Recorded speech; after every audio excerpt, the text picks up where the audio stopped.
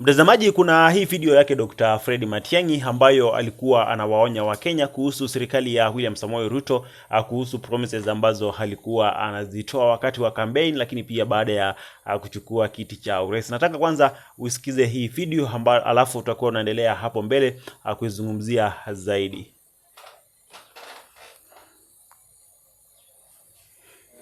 When a political leader, a national leader tells people, I will put aside 150 billion for market women, I'll put aside 50 billion for boda boda, I'll put aside 100 billion for this. I know how much our budget is and the projected growth of our budget. That time you have not talked about the amount of money that you are taking to counties, you have not talked about transfers for the education sector and so on. Where are you going to get that money to provide that kind of service? You're just lying to those people because you are telling them things they want to hear. And because they won't ask you questions, you just get along with it. You know, when you keep saying this deep state, who is that? And the people are using that phrase and complaining are members of the National Security Council. They hold public offices. They tell you they are powerful people. So who is that?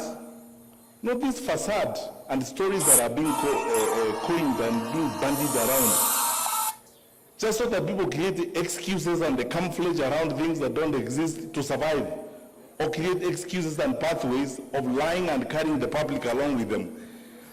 I want to ask you as church ministers, I am your son, and as a public servant, we have a country to serve. Let us not be victims of some of these lies that you keep hearing around.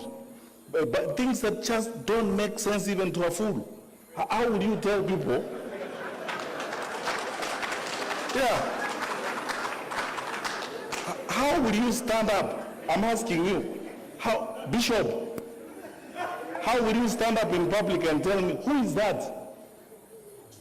And then actually you don't even have the courage enough to take a decision and say, okay, because I don't agree with the Attorney General and all these people, me, I'm not going to be party to you.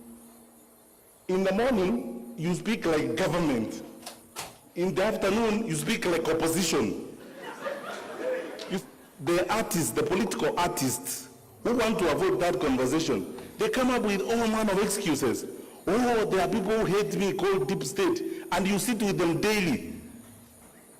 So when do they become deep? When they are with you or when they are not with you? This story of you must look for a way of creating some level of sympathy so that people can sympathize with you, that you are an underdog. So you create some phantom, some fictitious devils that are existent somewhere that are against you. And these devils are not described. So you use some communist type language and call them deep state. And say, you know, these people, they may be having the state, but we have God. God is for all of us. You can't have God yourself. People are running around here who have held public responsibilities. They are not accounting for what they did when they were holding those public responsibilities. You are the religious leaders. The story of talents in the New Testament. What did you do with the ones I gave you first before you come for more?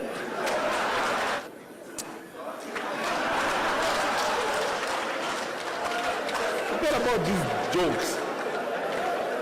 Na mtazamaji, kama vile umemsikia, huyo ni aliyekuwa waziri wa Interior ambaye ni Dr. Fred Matiangi wakati wa serikali yake Uhuru Kenyatta. Hapo alikuwa anawaonya Wakenya tu kwa sababu ya promises ambazo Rais William Samoei Ruto alikuwa anazitoa wakati wa campaign, lakini pia baada ya campaign akisema kwamba yeye binafsi anajua ile pesa ambayo Wakenya wanatengeneza kila siku, na hivyo hizo promises ambazo Rais William Samoei Ruto alikuwa anasema kwamba ataweka mabilioni fulani hii upande, lakini pia aweke mamilioni zingine hii pande nyingine, ilikuwa ni mambo ambayo hayawezekani, kwa sababu yeye binafsi alisema kwamba alikuwa tu anawadanganya Wakenya kwa sababu anajua kwamba hawawezi wakamuuliza. Kwa hivyo kulingana na Dr. Fred Matiangi, Rais William Samoei Ruto alikuwa anawadanganya tu Wakenya kwa sababu anajua hawawezi wakamuuliza kitu. Lakini sasa inaonekana kwamba maneno yake Dr. Fred Matiangi yameanza kujitokeza, kwa sababu sasa hivi Wakenya wengi wanaendelea kulalamikia kuhusu serikali yake Bwana William Samoei Ruto, wakisema kwamba